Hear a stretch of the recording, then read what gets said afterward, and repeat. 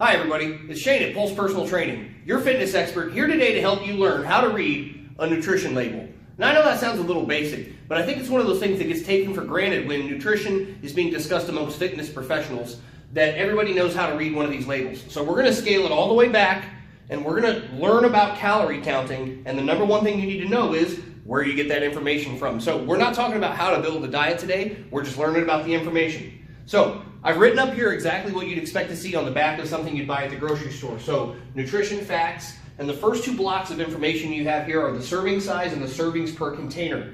Serving size is usually going to be given to you in a standard American measurement such as cups, and there'll also be a measurement in international units like grams. So these parentheticals you'll see right here, you would find the information for your food listed in there. So serving size is going to tell you, if you were using a food scale to measure the size of the serving you would need to get this information in that serving. And then servings per container is going to tell you how many of these servings you can find in the container you currently have in your hand that you're reading the label. So these two boxes here are serving size in two different measures and servings per container.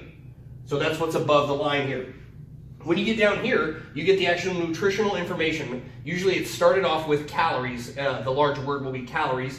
And you'll have the total number of calories here. Now remember, everything is being listed in terms of this serving size. So this is the amount of calories for this amount of food. So you'd have a number here for the total amount of calories in this serving of this item.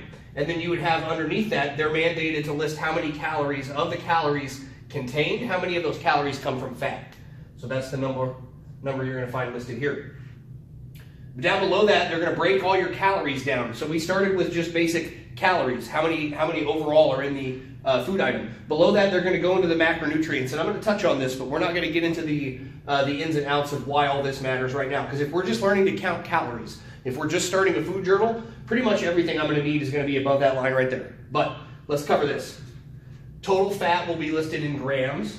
They're going to give you the total grams of fat in this serving, and then they will break that down by saturated fat, trans fats, polyunsaturated, and monounsaturated fats. Each of those will have their own value. They may even be zeros, but a lot of brands will list those anyway, so you can take stock of whether you're getting good or bad fats with your food.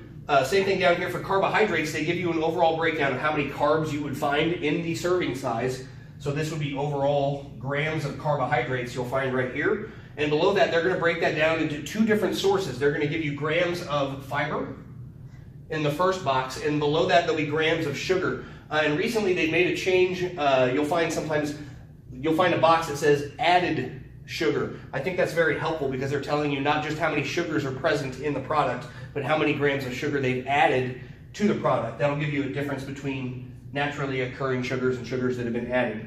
And then below that, one last box is going to be protein. Now we know that's a big deal, but I'm not going to get into anything other than telling you that when the macronutrients are listed, protein is going to be down there with grams of protein per serving listed. So on a nutrition label, this is the information you're going to find on the back. If you're just counting calories, everything we need is above this line. It'll give us the serving size, servings per container, and the calories. If you have a food scale, you know exactly what your serving size is. You can weigh it out, and you'll know how many calories are in that serving. Off to the side, the last thing we'll mention before we wrap up the video is you'll see a percent of daily value over here. And I didn't bother writing all the zeros that would go over there, but what you'll see is percent of daily value. So you'll see like calories, it may say, I'm going to step over here, it may say that it's like 25% of your daily value, whatever the portion size is. What that means, and you'll notice the little asterisk right there, is percent of daily value is based on a 2,000 calorie diet. And I don't know if you can see me, but you can still hear me.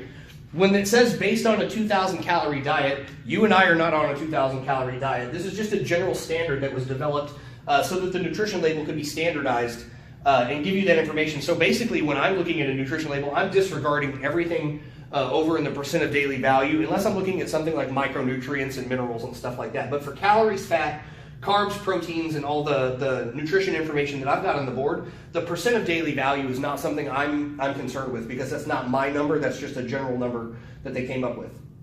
So, at the risk of rambling, That's pretty much it. Nutrition label like you find on the back of any item you see in the grocery store. Serving size and servings per container. Calories per serving, and then macronutrient content, fat, carbs, and proteins.